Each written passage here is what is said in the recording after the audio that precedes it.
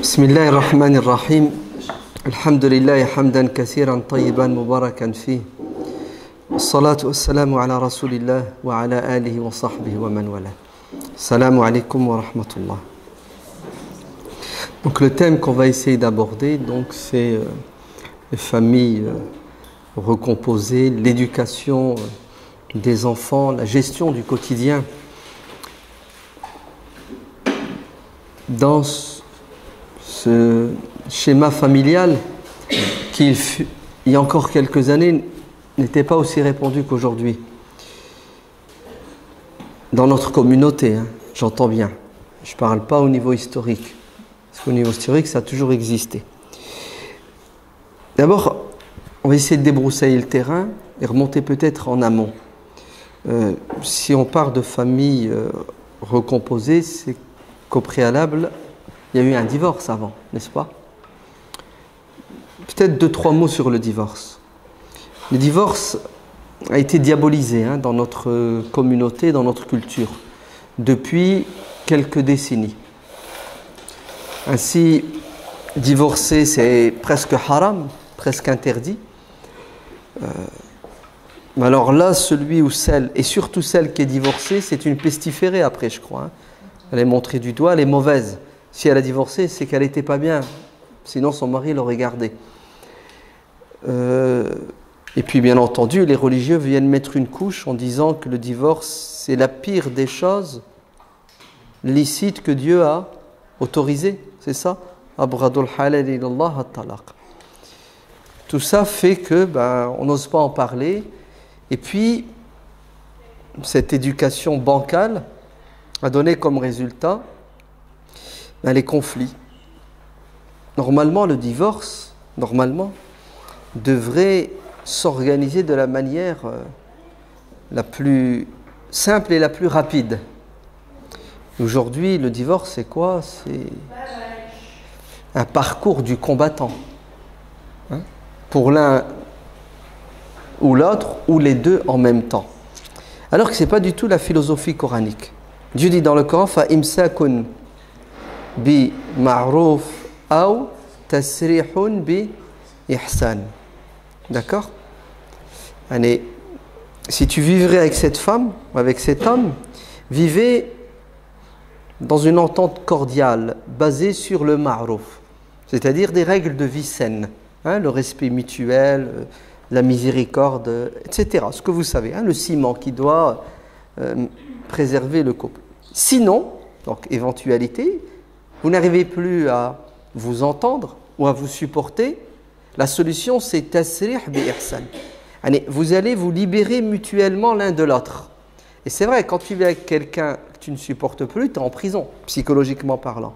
Peut-être même physiquement, puisque tu fais tout pour rentrer le plus tard possible pour qu'il n'y ait pas de contact. Voire même tu découches. Voire même tu es dans la même maison, il y en a un dans le fauteuil et l'autre dans le lit. Vous avez vu? Là, le Coran dit non. Il ne faut pas vivre en prison. Il faut vivre libre. Donc, libérez-vous les uns des autres. Libérez-vous de l'engagement.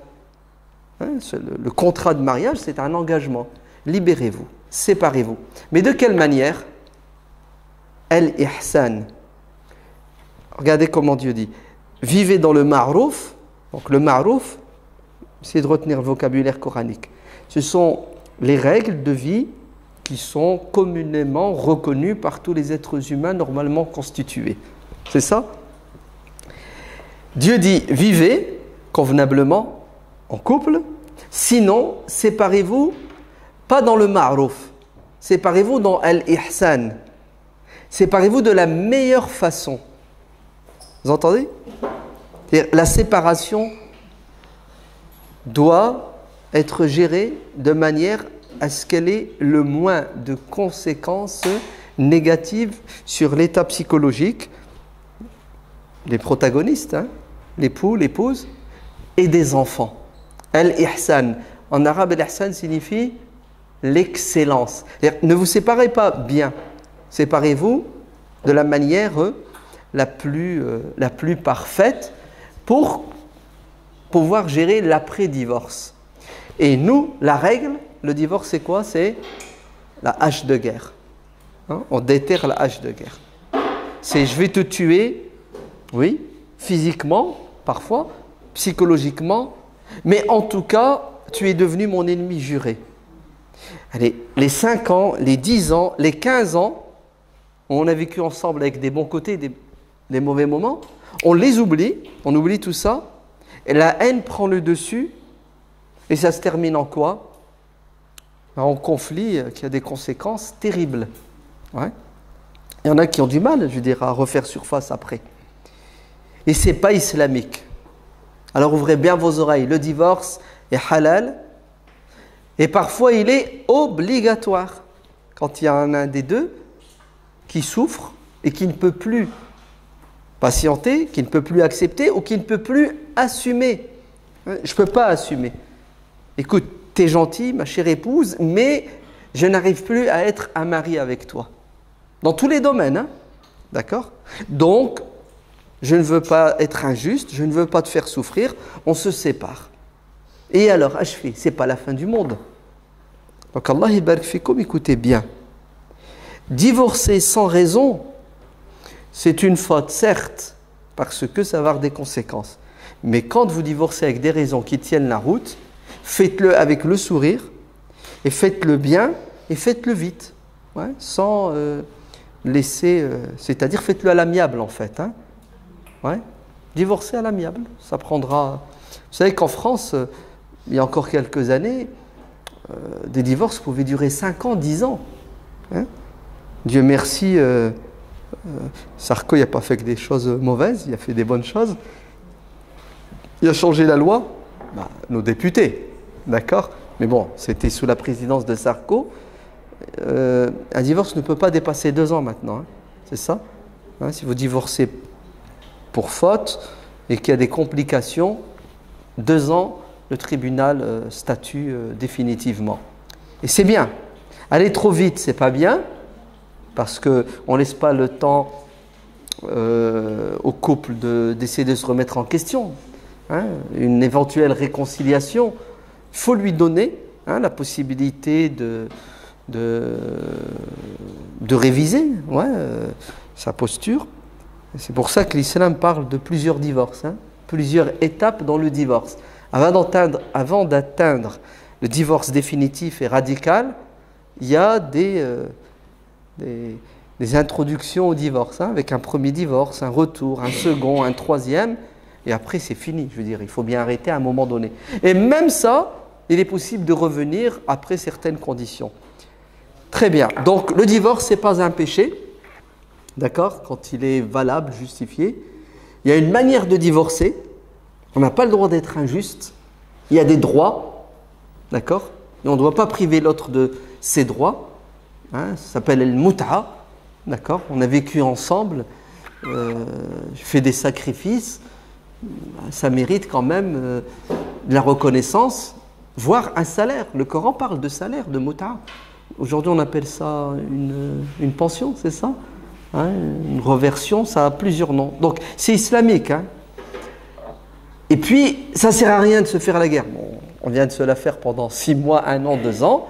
C'est tout. Il faut arrêter les hostilités. Chacun sa route, parce qu'il y a l'après-divorce, c'est-à-dire quand il y a des enfants, l'éducation des enfants. Je crois, si ma mémoire est bonne, c'est Sahl ibn Abdillah al-Tustari ou Ayyub al-Sirtiani. L'un des deux, je ne sais plus, que Dieu me pardonne. Il a divorcé de son épouse, puis il y a quelqu'un qui discute avec, et puis qui lui pose des questions sur son ex. Ouais, elle devait être mauvaise, elle était, elle t'a rendu la vie impossible. Qu'est-ce que lui a dit Sahl ibn Abdillah al-Tustari? Lui dit, silence. Ce n'est plus ma femme, c'est une étrangère, je n'ai pas à dévoiler ses fautes, ses erreurs et ses défauts. C'est de la calomnie si je mens, c'est de la médisance si c'est vrai. Qu'elle fasse sa vie, je fais ma vie. Vous avez compris, hein? Ça ne sert à rien. Vous allez juste faire des péchés entretenir de la haine et de la rancœur, retourner le couteau dans la plaie. Généralement, dans les divorces, les torts sont partagés. Hein. D'accord? Il n'y a pas de fumée sans feu, généralement. D'accord? Donc, le mieux, écoutez bien, c'est de se séparer sans se tirer dessus. C'est de tourner la page. Notre religion nous enseigne وَعَسَى أَن تَكْرَهُوا شَيْئًا وَهُوَ خَيْرٌ لَكُمْ. Des choses qui nous déplaisent, mais c'est peut-être dans ces choses-là que se trouve le bien. Et l'inverse, les choses qui nous plaisent, et c'est peut-être un mal. Le divorce bil ihsan, vous entendez, de la meilleure façon pour pouvoir gérer l'après-divorce. Et en particulier, les relations avec son ex-famille. C'est vrai parce que j'ai divorcé de mon épouse que je vais entrer en guerre avec mon ex-beau-père, mon ex-belle-mère, ex-beau-frère et belle-sœur. Ils m'ont rien fait. Vous entendez? Nous, généralement, c'est catégorique. Ouais, je prends tout le monde ou je jette le bébé avec l'eau, etc. Non. Ouais. Des gens qui divorcent et qui continuent toujours de bonnes relations avec les familles. Pourquoi? Parce que, voilà, c'est comme ça, c'est la vie sur Terre. Ouais. Donc, c'est important, mais surtout quand il y a une progéniture, quand il y a des enfants. D'accord? Puisque les deux ont des droits sur les enfants et des devoirs. Donc, on doit continuer à avoir un contact et des relations pour pouvoir gérer l'éducation des enfants. Sinon, c'est catastrophique. Et vous savez ce qui se passe malheureusement aujourd'hui, c'est on se venge à travers les enfants. C'est ça? Et le père dit blanc, ben la mère va dire noir, et le contraire. Hein? Le père va monter les enfants contre la mère, et le contraire. Et on ne s'en sort plus, et au final, qui c'est qui va subir? Ce sont surtout les enfants. Les parents aussi subissent. Et c'est grave. Vous savez pourquoi c'est grave? Parce que c'est égoïste déjà. Ouais, je me fais plaisir en assouvissant ma haine. Ouais, je fais du mal à la sorcière parce que... Ouais. Mais c'est criminel puisque je fais du mal aux enfants. Et regardez généralement ce qui se passe. Généralement, hein.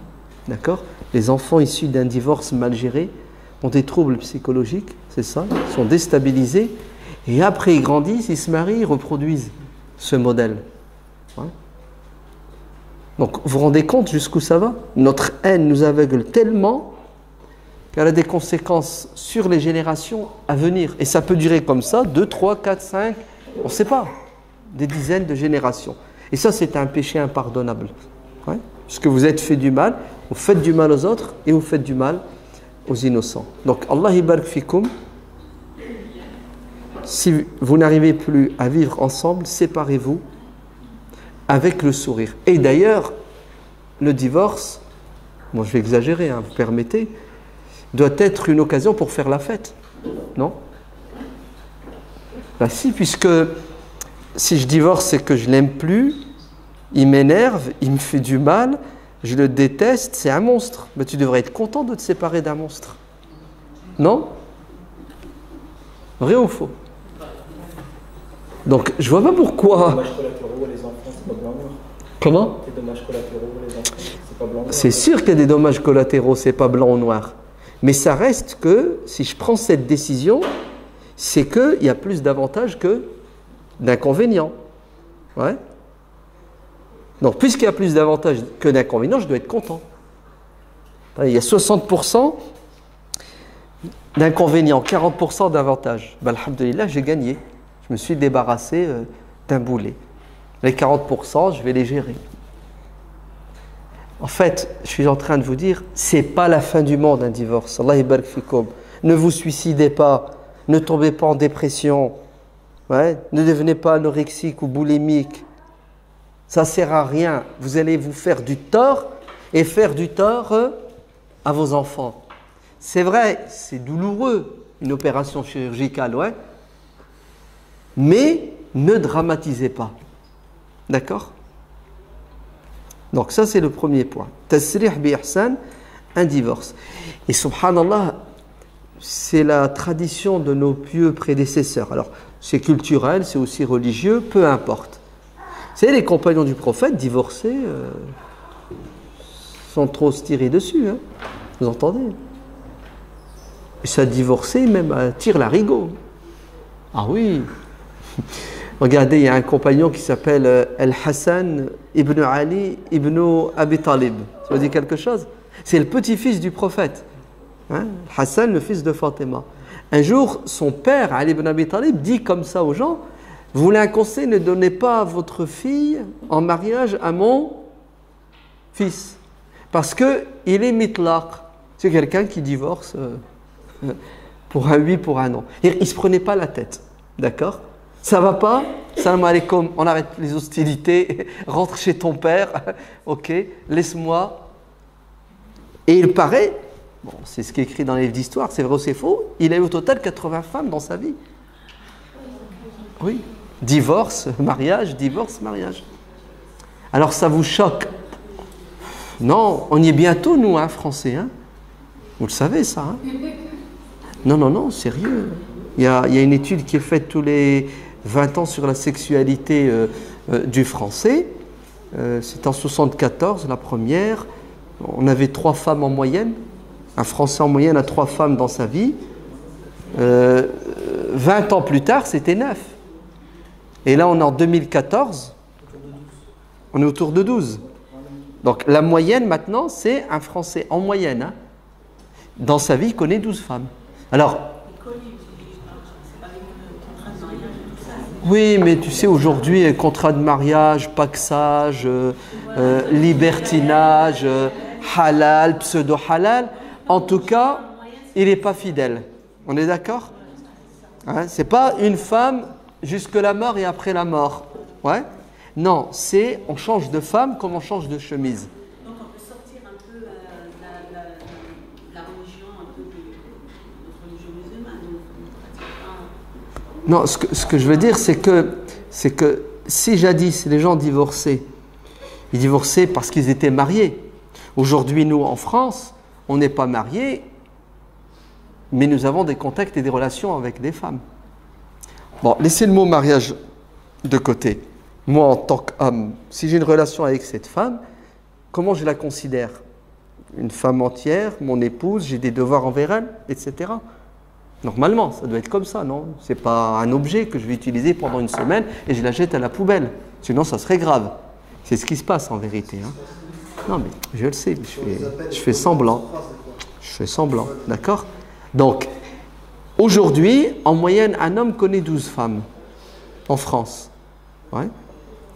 C'est malheureux, c'est grave. Maintenant, celui qui est marié, s'entend pas avec sa femme, il divorce. Le lendemain, 6 mois après, il épouse une autre femme et il assume ses devoirs, il ne s'entend pas avec elle, il divorce. Ou elle ne s'entend pas avec lui, elle divorce, hein, parce que c'est dans les deux sens. Ça peut être lui qui divorçait ou elle qui divorçait. Donc, peu importe.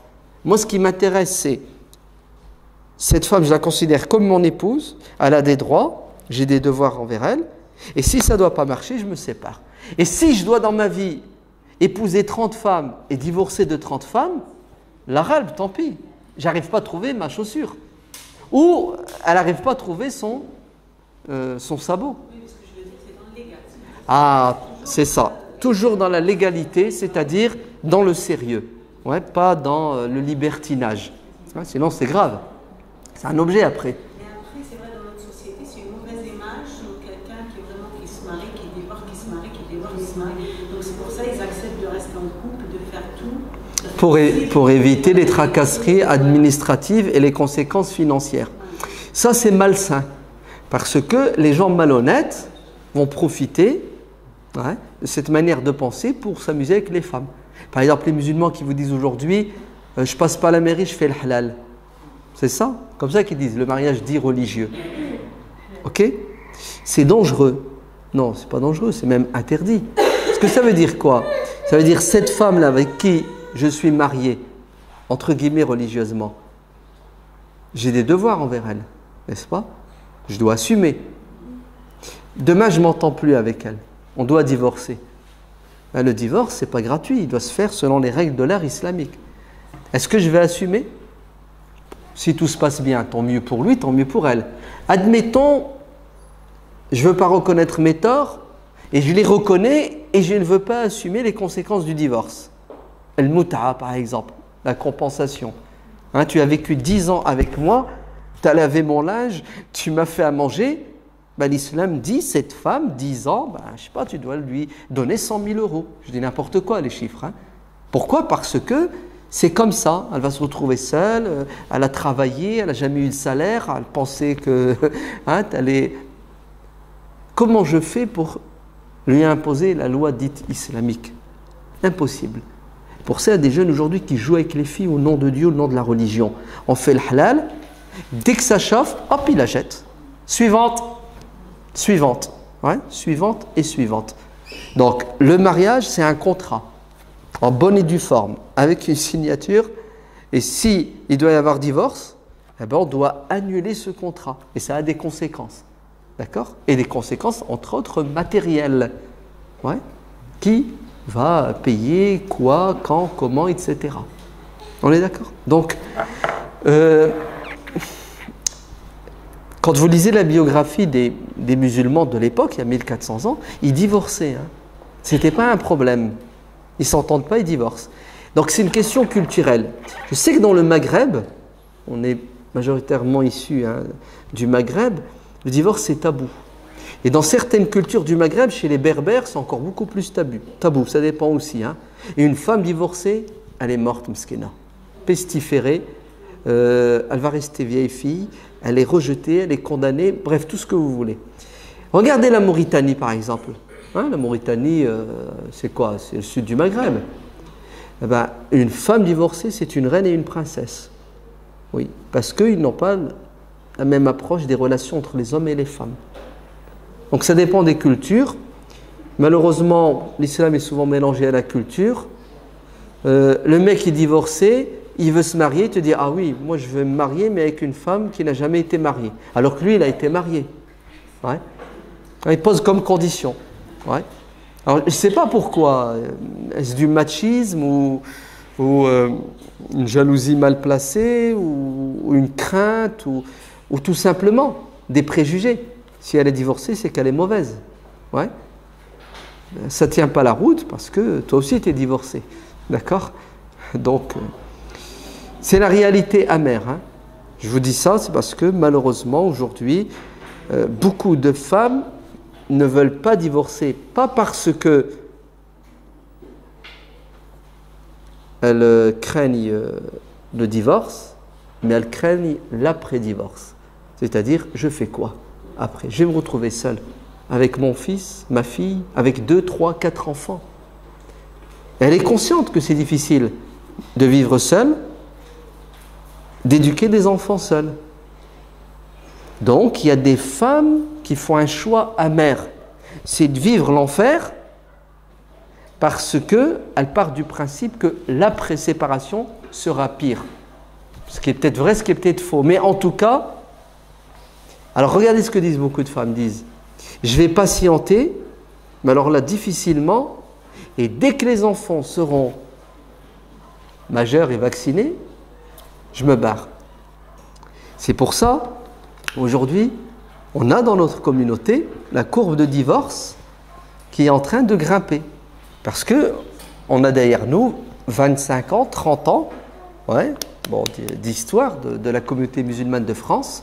Je parle de nous, hein, la deuxième génération. Je ne parle pas de nos parents. Nos parents ne divorcent pas, hein, nos parents.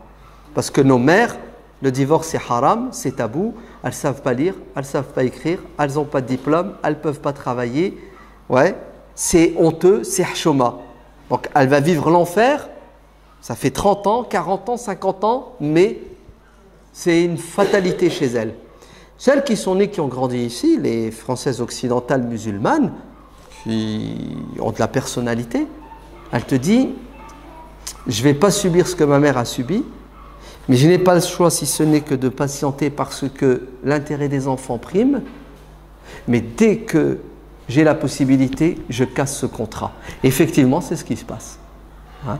20 ans de mariage aujourd'hui, les divorces, 25 ans, ouais, même 30 ans parfois, hein, pour des raisons tout à fait louables. Hein. Chacun fait ce qu'il veut de sa vie. Mais sachez que c'est la réalité. Regardez les nouvelles générations. Ça, c'est pour les anciens, vous savez, de mon âge, hein, qui ont aujourd'hui 50 ans. Maintenant, les jeunes filles aujourd'hui qui ont 20 ans, ouais, qui se marient, vous savez, la nouvelle vague, la troisième génération, elles n'attendent pas 15 ans, 20 ans. Hein. C'est 1 an, 2 ans de mariage, même 6 mois, même 3 ans, je divorce. D'accord? Je leur donne... Allez, je ne dis pas qu'elles ont tort, hein, attention. Hein. Je vous dis juste comment ça évolue, comment ça change. D'accord? Parce que moins de patience, ou tout simplement, elle tire des leçons de ce qui est arrivé aux autres. Ben, elle est folle, pourquoi elle a attendu 20 ans pour divorcer? Moi, je divorce tout de suite et je suis tranquille. Ouais. Et puis, je suis jeune, je me remarierai. Et c'est ce qu'on souhaite. On souhaite qu'une femme qui souffre se libère. Ouais. Et après une période où elle se refait psychologiquement, elle se marie et qu'elle trouve le meilleur des maris pour qu'il la rende heureuse et qu'elle le rende heureux. C'est ce qu'on voudrait. Mais est-ce que c'est ce qui se passe? C'est pas si facile que ça, puisque la liste est longue de nos sœurs qui voudraient se marier, mais qui ont du mal, parce qu'on est dans une communauté vraiment qui a des tabous. Ouais, une femme divorcée. Bon, alors là, si elle a des enfants, c'est même pas la peine. C'est une injustice flagrante. Et puis, bon, les conséquences, c'est quoi? Ben, c'est qu'elle souffre. Après, on se demande pourquoi les imams sont contents, heureux, tellement il y a de femmes qui viennent les voir pour des roqias, c'est ça? Ouais, d'accord? Roqia, ça veut dire trouble psychologique. Hein. D'accord? T'es pas bien dans ta peau, donc tu vas voir l'imam pour qu'il t'apporte une solution, parce que chez l'arabe ou chez le musulman de culture arabo-musulmane, même africaine, on va dire tiers-mondiste, ça va pas dans la tête, c'est les genoux. Ouais. Donc, la solution contre les genoux, c'est le Coran, c'est l'imam. Alors que la pauvre, ouais, c'est pas sa tête qui va passer son cœur. Hein, elle a besoin d'amour, elle a besoin d'être aimée, elle a besoin de réconfort. Et on ne trouve pas, malheureusement, dans la communauté des imams qui vont lui dire « Bouge pas ma sœur, je vais chercher quelqu'un pour te soigner. » Ouais. Elle est pour que tu vives épanouie et heureuse. Lui, il prend ses 50 € avec de l'eau coranisée, ou ses 100 €, ses 200 €. Elle rentre chez elle, elle y croit 2 jours. Le surlendemain, les démons, ils sont toujours là. Donc, le divorce, c'est pas haram, dans l'absolu, il peut l'être. Hein.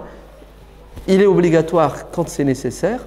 Il faut divorcer comme Dieu le veut, c'est-à-dire de la meilleure façon, limiter les conséquences, d'accord, les retombées négatives. Après le divorce, ben, si on souhaite se marier, il faut se marier. Et c'est parce que quelqu'un est divorcé ben, qu'il est pestiféré, au contraire.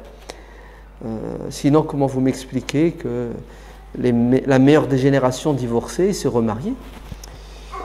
Très bien. Maintenant, on fait quoi? Hein, on a une famille recomposée. Alors, généralement, regardez ce qui se passe, hein, c'est que vous avez beaucoup de jeunes femmes divorcées avec 1 ou 2 enfants qui veulent se marier. Elles trouvent des maris qui leur posent des conditions. Je veux bien t'accepter, mais pas tes enfants. Donc, elle essaie de quoi? Elle essaie de refourguer les enfants à l'ex. Alors, il y a des femmes qui arrivent à le faire, mais les pauvres à contre-cœur. Et elles souffrent. Ouais. Elles ne sont pas nombreuses, croyez-moi. Hein. Moi, j'ai vu des cas, elle dit, ben non, écoute, si c'est ça, moi, je ne peux pas me séparer de mes enfants. D'accord? L'inverse, ça marche. Ouais. Le mec, les enfants, prends-les, garde-les, je vais un droit, parce que il regarde son avenir. Ouais. Quelle est la femme qui va m'accepter avec mes enfants?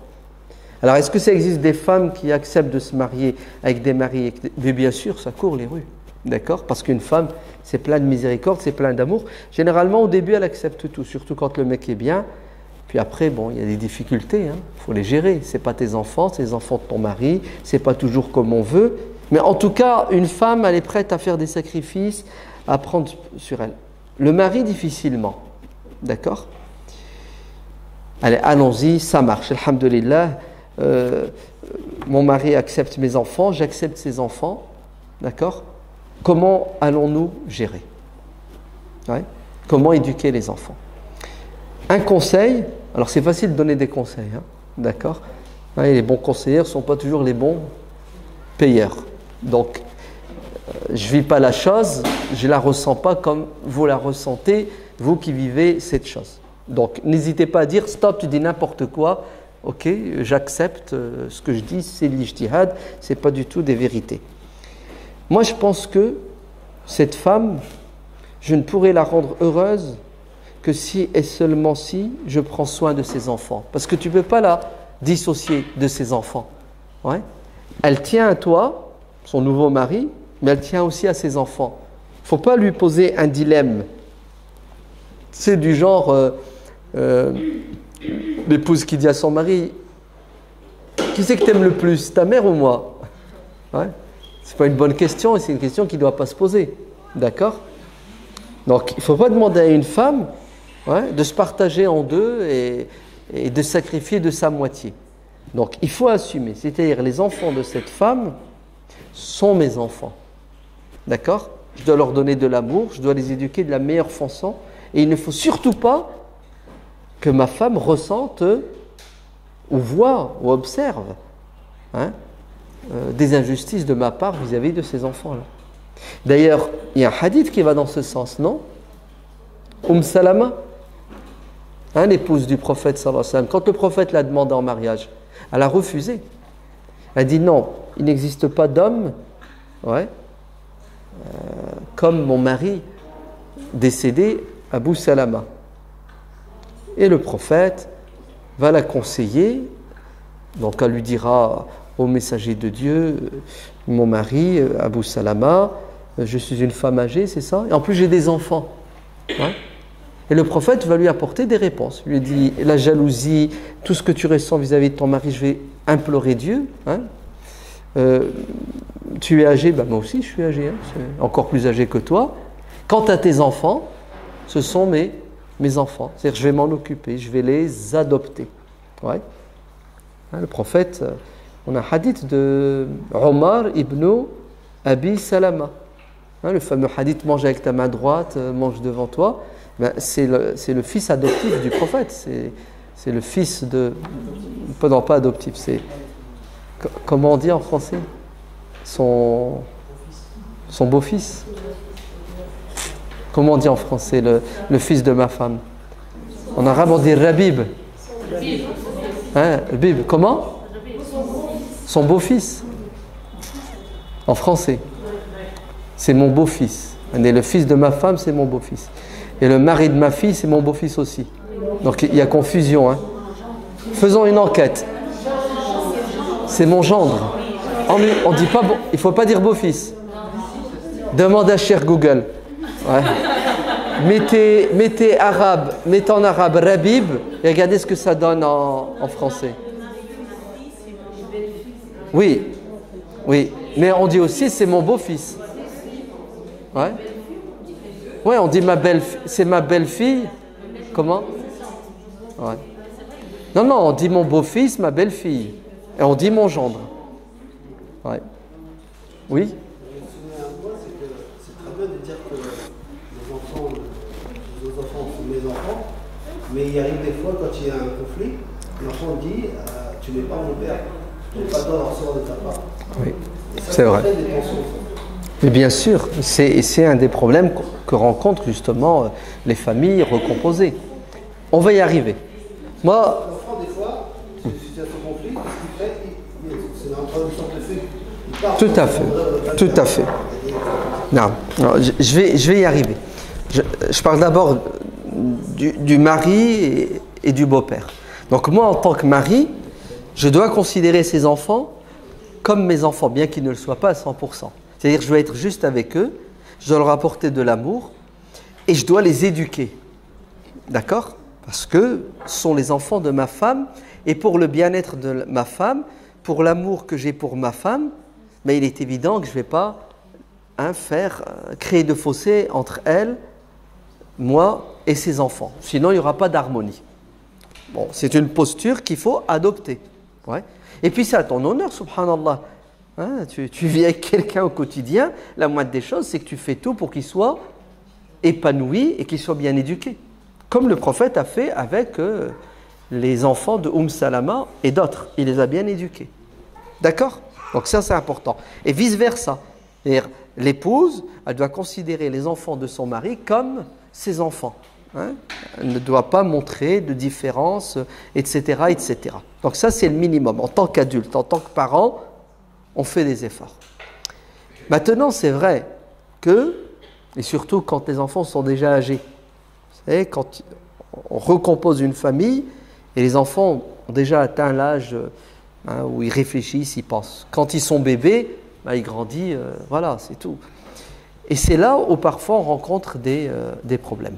Alors, il faut à nouveau les éduquer, d'accord? Il ne faut pas lui dire, c'est ton père, ou c'est ta mère, c'est pas vrai. Il ne faut jamais dire ça en islam. Ouais. C'est tonton, d'accord? Un mec, tu dois le respecter, etc., etc. Et il faut être sans pitié. En fait, il faut, généralement c'est du côté de la femme, il faut que la femme enseigne à ses enfants que cet homme va jouer le rôle du père et que sans lui, elle-même ne peut pas jouer son rôle de mère. Il faut que les enfants comprennent que le bien-être de leur mère dépend de leur capacité à respecter leur beau-père, à suivre et à écouter le beau-père. Donc la mère, elle doit éduquer ses enfants dans ce sens. Elle ne doit pas dire du mal de son mari à ses enfants. Elle ne doit en aucun cas se prendre le bec, se disputer en présence de ses enfants avec son mari. Parce que les enfants, ils vont faire quoi à votre avis? Tout de suite, ils vont prendre parti avec leur mère contre un étranger qui n'est pas leur père réellement. Et ça va, touche pas à ma mère, c'est ça, laisse ma mère tranquille, et ça va être de la haine et on est mort. Non, non, non, non. Si dispute il doit avoir, mésentente, c'est toujours... il faut être patient. Ah oui. Ouais. Bien sûr que c'est difficile, qu'il faut toujours penser aux conséquences. Ouais.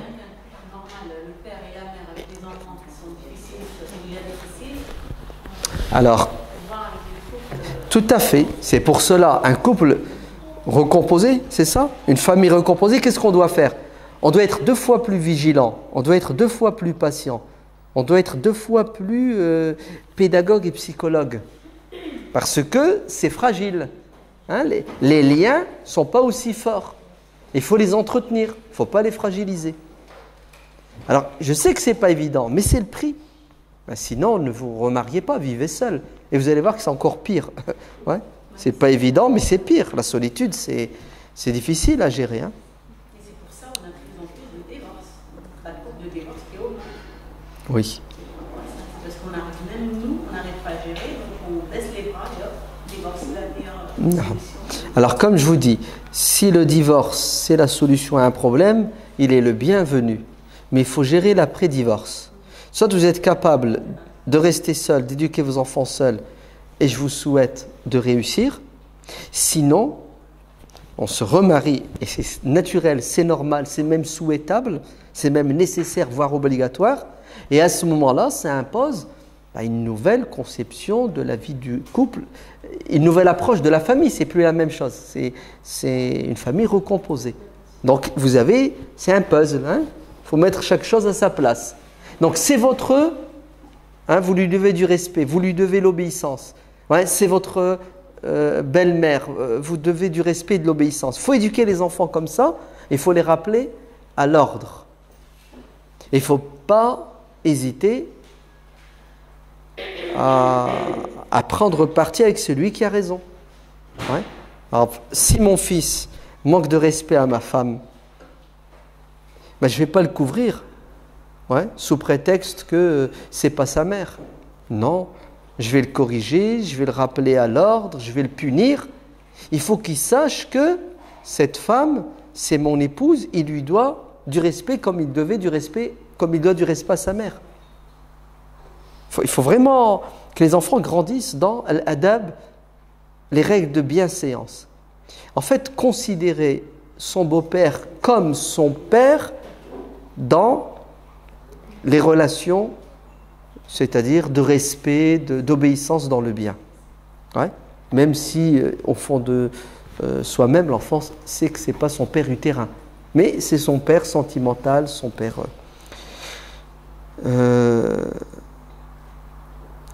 Oui, bon, maintenant, c'est vrai que parfois, il y a des choses qui vous échappent. Ouais. C'est les interventions extérieures à la famille recomposée. D'accord? Mais là, que vous voulez que je vous dise, hein, c'est pour ça qu'il faut divorcer à l'amiable. Il faut divorcer sans se disputer, pour éviter les pressions et les tensions. D'accord? L'enfant qui va passer un week-end chez son père ou sa mère, hein, utérin, et qui revient chargé à bloc contre son beau-père ou sa belle-mère. Et là, c'est catastrophique parce que ce que vous bâtissez la semaine est détruit un samedi soir. Ouais. Donc, se séparer à l'amiable et garder de bonnes relations avec son ex, c'est nécessaire pour que la famille recomposée puisse naviguer dans ces eaux un peu tumultueuses. Non. Des fois, il y a des problèmes des enfants entre eux. Les enfants du côté de la femme. Très bien. Oui. Tout à fait, effectivement. Donc, on continue toujours dans le même sens. Donc, les enfants entre les demi-frères et les demi-sœurs, c'est ça. Il y a des soucis. Bon, je pense que ce n'est pas particulier aux familles recomposées, puisqu'entre frères, il y a aussi des problèmes. D'accord, hein, on a tous des enfants, ils se chamaillent, ils se disputent, ils se tirent dessus. À la kolihal, effectivement, il ne faut pas laisser les choses s'envenimer. D'accord? Mais il faut être juste. Hein? L'adl, la justice est nécessaire. Quand il y a de l'injustice, automatiquement il y a des réactions. Ouais? L'être humain ne peut pas subir l'injustice éternellement. Donc il faut être juste. C'est-à-dire, mes enfants utérins et les enfants de ma femme auront le même traitement. D'accord? Sinon, c'est de la hogra. Et quand il y a de la hogra, il y a des révolutions. Et les révolutions, il y a de la casse. Il y a des blessés, il y a des morts.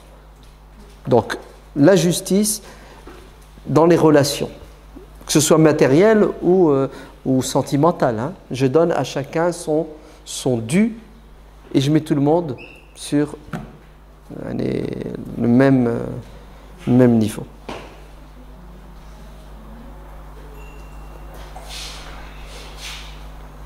Je ne vais pas vous mentir, je ne sais pas. C'est à vous de me le dire, aidez-moi. Est-ce qu'il y a un livre qui a été écrit sur cette question de famille recomposée par un psychologue musulman ou des chercheurs et des savants musulmans? Je ne sais pas. Il y a beaucoup de livres sur la famille, l'éducation des enfants, mais je pense que cette thématique, elle n'a pas encore été traitée, parce qu'elle est récente. Hein. Elle a 10 ans à peu près, non? Ici chez nous en France, 15 ans. Donc, je n'ai pas vu. Si jamais un jour vous voyez, vous êtes au courant, n'hésitez pas à nous faire remonter pour qu'on ait des infos sûres sur lesquelles on peut se baser. D'accord? À vous la parole. Que Dieu vous bénisse.